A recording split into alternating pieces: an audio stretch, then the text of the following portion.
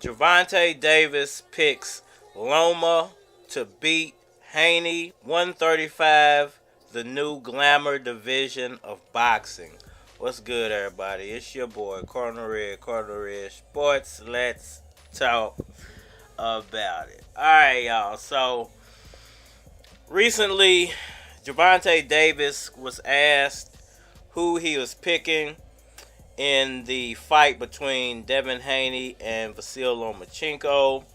And he actually had Vasiliy Lomachenko beating Devin Haney. Now, I don't know how Vasil's going to pull this off, but I think Vasiliy has a lot of people pulling for him, hoping that he can get the W and take Devin Haney down. I personally predict that Devin Haney will most likely beat Vasiliy Lomachenko on the scorecards. It'll probably be a 12-round fight, and he'll edge out Vasiliy, most likely move on to 140 pounds. Now, how does Vasiliy win this fight with Devin Haney being the taller, longer, stronger fighter in the fight, and boxing being 135 being the new Glamour division in boxing?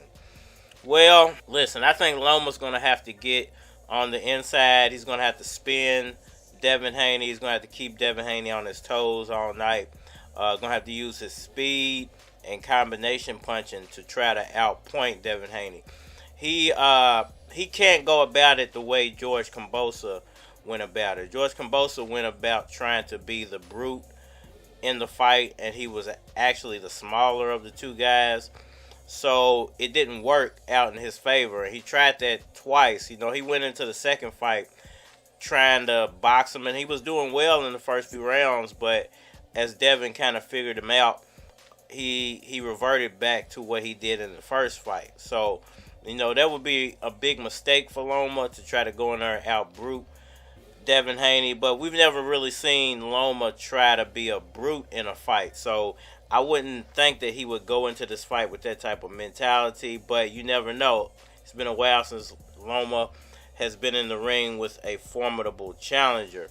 So, me personally, I would say if Loma can get on the inside, land combos, do the Matador thing, spin Devin Haney, get him in some weird angles, he can probably land some shots Devin's not going to see coming, and perhaps get ahead on the scorecards, and Devin can't just work from the outside and outpoint Loma.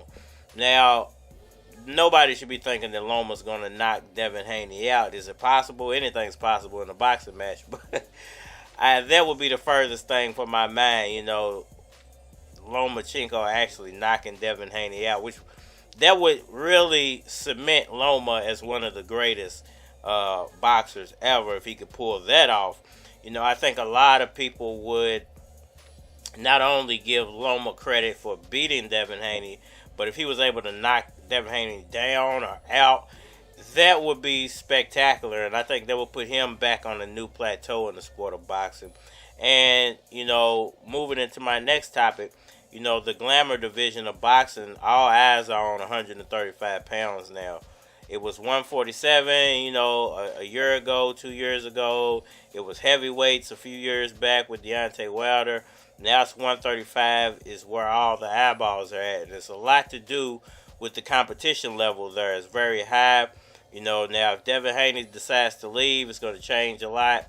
If Gervonta Davis decides to leave, it's going to change a lot. Still good names there, but it's going to change the landscape of the division up. But it's going to, once again, like I've said in the past, it's going to move all that talent right to 140. So it's not going anywhere. It's not leaving the sport. It's just moving to a new division. But in the moment of here and now, I think whoever controls 135 over the next year, they're going to be the real face of boxing. There's a big argument going on right now between Gervonta Davis fans and Canelo Alvarez fans of who's the face of boxing.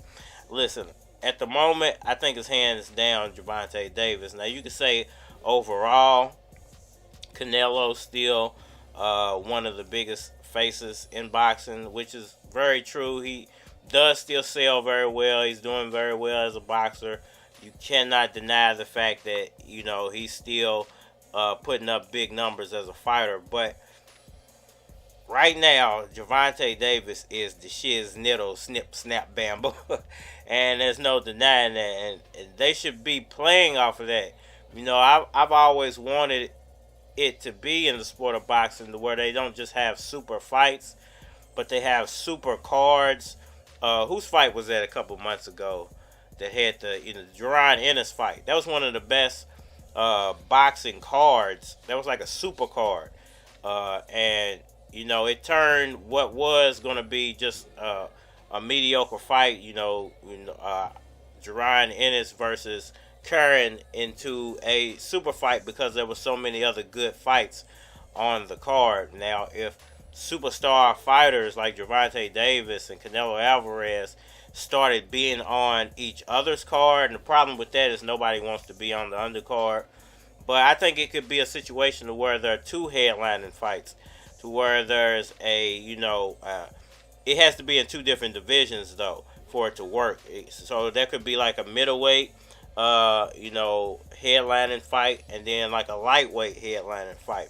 There had to be a lot of money invested into that for it to work, because those guys would want, millions upon millions upon millions of dollars. So, I understand why a lot of promotional companies don't go that route. It costs a lot of money up front, but whoever puts on a super card, that's going to be the promotional company of the future. War and people fighting is the least smartest thing in the world to do. And that's men do that all day. It's the most destructive thing to do. It's bad for business, but it's good for someone else's, whoever's selling bullets. That's going to be the companies that's going to push things forward, because they're trying new things. Now, if you got a superstar heavyweight and a superstar lightweight, they need to be putting those names on the same card and making a real event of it. I can't think of the name of the company right off the top of my head, but what they were doing a few years ago, that specific company, if I could think of the name of them, or when they were mixing in hip hop, and having the rappers come out to walk the fighters to the ring, they had a good idea there, even though the fights that they were putting on were kind of like boring fights. They were almost semi-professional fights.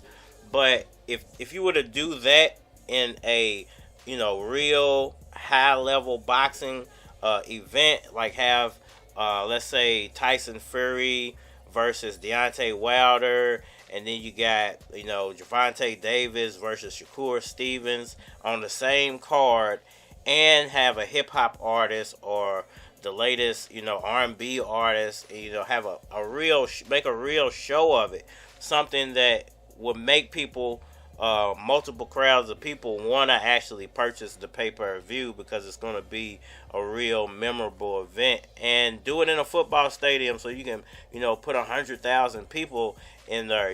Make sure you do stuff like that in the summertime. I think that's what's going to innovate boxing, along with the sanctioning bodies stepping in and, helping to regulate the sport more, because it definitely needs some regulation. So I think if you look at it that way, and you think about boxing and what is the best division right now, what's the Glamour division? Of course, it's 135. There's a lot going on. Who's going to win the Lomachenko Devin Haney fight? Once again, I'm going with Devin, but I'm hoping that Devin doesn't duck Gervonta Davis by leaving the division and or going after Shakur Stevenson fight before he leaves the division. I think that it could be kind of, it'll make him look kind of iffy and wishy-washy at the end of the day. Y'all let me know what y'all think about all that down in the comment section below. Hit that like button for me. Share, subscribe. Holler at me on all social media platforms. That's Facebook, that's Instagram, that's YouTube, that's Twitter. But you're more than likely to get a response on the tube, so holler at me over there. If you would like to collabo, feel free to hit my Gmail. It is flockofcards@gmail.com. And we are OG.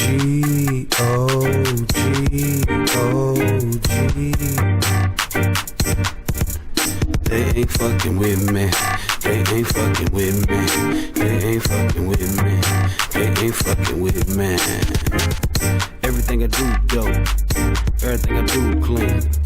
You say I ain't TKOB, what the fuck you mean? I come through clean. New debit card in my blue jeans. You been a good girl, you can find out what Cruz mean. Find out what new shoes mean. I rock Lacoste with no shoestrings. V-color on my mood ring. It's 24 carats, I wanna see Paris. Before the end of the fiscal year. You wanna get fiscal dirt? Come put your lips right here. I'm flyer than alert. Check, I'm a cool cat, matter of fact, I'm perfect. Police are perplexed, I'm cool, I never get nervous. I think I'm the shit now. My chick got locked up for the next 6 months, we been OG, OG, OG. They ain't fucking with me.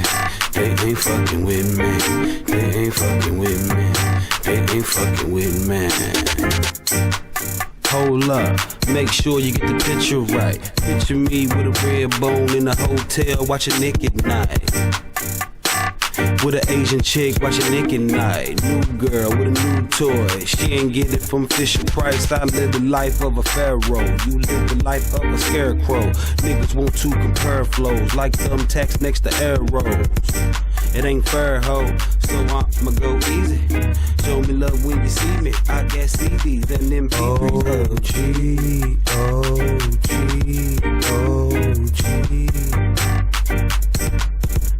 They ain't fucking with me.